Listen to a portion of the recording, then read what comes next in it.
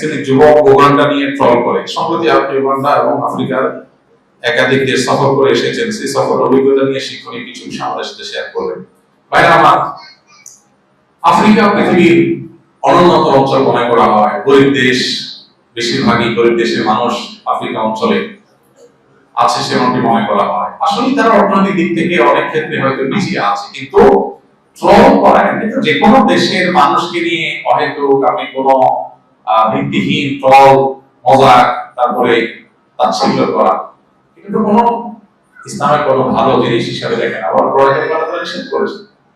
তো উগান্ডা এবং কেনিয়া দুটো দেশে আমাদের যাওয়ার সুযোগ হয়েছে। আমরা সেখানে থেকে দেখেছি যে আফ্রিকার মানুষদের, যদি আমাদের দেখাটাই চূড়ান্ত কিছু না, একটা দেশের মানুষকে জাজ করা অনেক জটিল বিষয়। আমরা যা দেখছি এই যে সব তা না, এর বাইরে আরো চিত্র আছে, ছবি আছে, কিন্তু দীর্ঘ অনেক দিন পর্যন্ত অনেকগুলো এলাকায় ঘুরে ফিরে আমাদের কাছে মনে হচ্ছে তারা তুলনামূলকভাবে সহজ সরল, সরকার যা করে স্পষ্ট করে।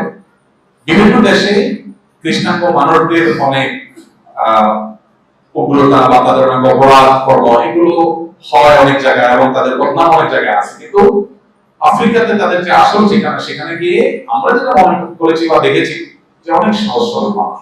আমরা যে উগান্ডা নিয়ে ট্রল করি, সে উগান্ডার রাস্তাঘাট আমাদের দেশের রাস্তাঘাটের চেয়ে বেশি পরিষ্কার আমাদের কাছে মনে হয়েছে। আমরা রাস্তায় গাড়ি হর্নে চলে চলতে পারি না, সেখানে আমরা খেয়াল করছি কেউ গাড়িতে সচরাচর হর্ন দেয় না।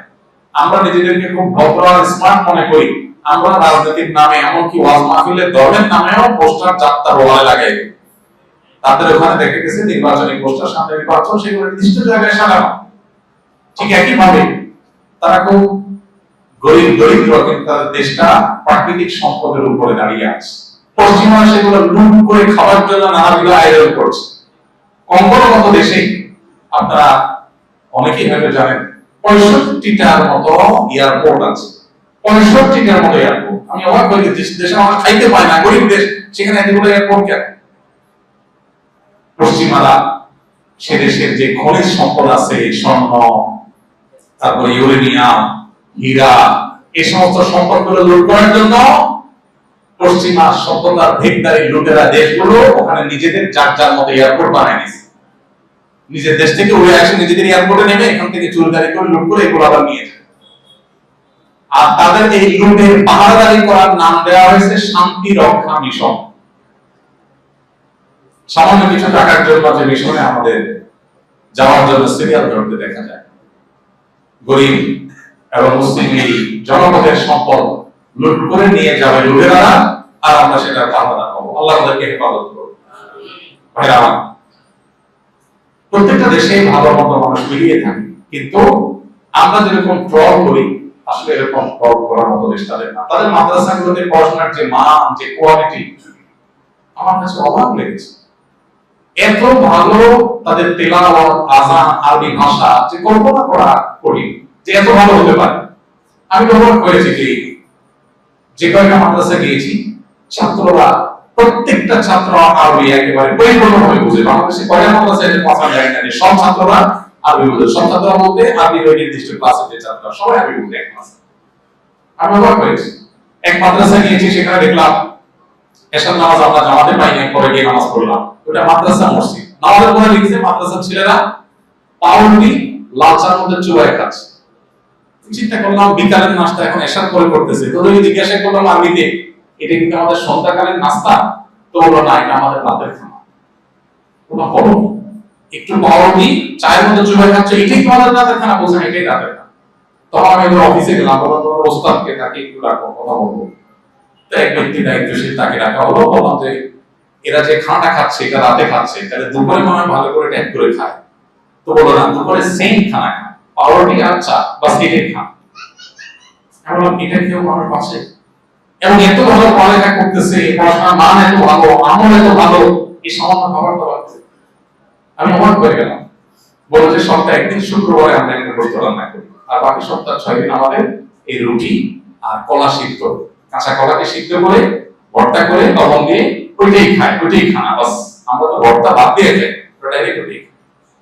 সব জায়গা অনেকগুলো মাদ্রাসাতে এরকম চিত্র আমরা দেখেছি, যার অবস্থা সম্পূর্ণ তারা তো ভালো থাকে। এত দারিদ্রের পরেও তারা দিনের উপরে, ইমানের উপরে অটল অবিচল। আমাদের থেকে যারা মুসলমান, তারা আমাদের মুসলমান থেকে ভালো মুসলমান হওয়ার চেষ্টা করে। যারা প্র্যাকটিসিং মুসলমান তারা খুবই সিরিয়াস প্র্যাকটিসিং মুসলমান। আল্লাহ রাব্বুল আলামিন তাদের যে খনিজ সম্পদগুলো আছে এগুলো লুটেরাদের হাত থেকে হেফাজত করুন। তাদের এই মাটিকে আল্লাহ তাআলা কোরআনের জন্য, হাদিসের জন্য, ইসলামের জন্য কবুল করুন এবং তাদের অবমাননা দূর করে দিন। আল্লাহ আমাদের প্রিয় মাতৃভূমিটাকেও দ্বীনের জন্য, ঈমানের জন্য কবুল করে দিন। আমাদের প্রিয় মাতৃভূমিটা আল্লাহ তাআলা বরকত দিয়ে পরিপূর্ণ করুন। জাযাকুমুল্লাহ খাইরান।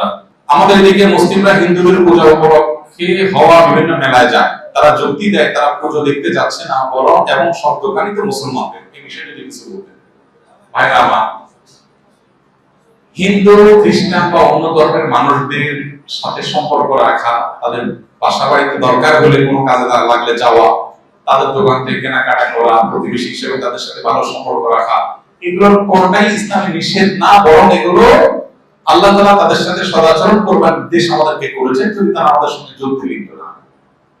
আল্লাহ বলেছেন তাদের সাথে সদাচরণ করবে। লা ইয়ানহাকুমুল্লাহু আনিল লাযিনা লাম ইউকাতিলুকুম ফিদ-দীন ওয়া লাম ইখরিজুকুম মিন দিয়ারিকুম আন তাবাররুহুম ওয়া তুকসিতু ইলাইহিম ইন্নাল্লাহা ইউহিব্বুল মুহসিনিন। অতএব আমরা তাদের সাথে সদাচরণ করব, কিন্তু এর মানে এই না যে তাদের পূজায় বা পুজো উপলক্ষে যে মেলা হয় সেখানে আমরা যাব, সেটা আমরা যাব না। কেন? কারণ আপনি বিশ্বাস করেন আল্লাহর জমিনের সবচেয়ে বড় অপরাধ, আল্লাহ সবচেয়ে অসন্তুষ্ট হয় যে অপরাধে, সেটার নাম হলো আল্লাহর সঙ্গে শিরক করা। তো যেই অনুষ্ঠানে শিরক হচ্ছে বা শিরককে কেন্দ্র করে যে অনুষ্ঠান হচ্ছে সেখানে যাওয়া মানে সেই দল ভারী করা।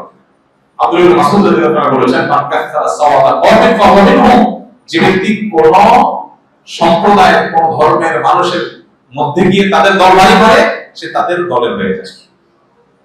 এজন্য ভাই, আপনি হিন্দু, খ্রিস্টান, অন্য ধর্মের মানুষের সদাচরণ করবেন, সেটা আপনার জায়গায় ঠিক আছে, তাই বলে তাদের পুজোয় যাবেন না। একটার নাম উদারতা, আরেকটার নাম উদাসীনতা, দুইটা দুই জিনিস। অন্য ধর্মের মানুষ যদি উদার হবেন তাই বলে নিজের ধর্মের ব্যাপারে উদাসীন। আপনার জন্ম নিয়ে যদি কেউ প্রশ্ন তোলে, আপনার বাবা, আপনার মায়ের চরিত্র নিয়ে যদি কেউ প্রশ্ন তোলে, আইন হয়তো নিজের হাতে আপনি তুলে নেবেন না, তাকে তার মতো চলতে দিবেন, আপনি তার গায়ে হাত তুলবেন না, কিন্তু তাই বলে তার সাথে আপনি দোস্তি বাঁধাতে পারেন। অথবা সে ওই আপনার মায়ের চরিত্র হনন করে কোনো কিছু করছে, সেই অনুষ্ঠানে আপনি কখনো যেতে পারেন না যদি আপনি সুসন্তান হন। কি বলেন? আপনি যদি আল্লাহর একত্ববাদে বিশ্বাসী হন, তো যেখানে শিরক হচ্ছে সেখানে আপনি যেতে, ওখানে দোকান কি মুসলমান দিচ্ছে না হিন্দু দিচ্ছে সেটা বড় কথা না, আয়োজনটা তো পূজাকে কেন্দ্র করে হচ্ছে, এটা জায়েজ নাই। এটাকে উদারতা মনে করা হয়, এটা উদারতা না, এটা হলো উদাসীনতা। ইসলাম সম্পর্কে, ঈমান সম্পর্কে কি করা?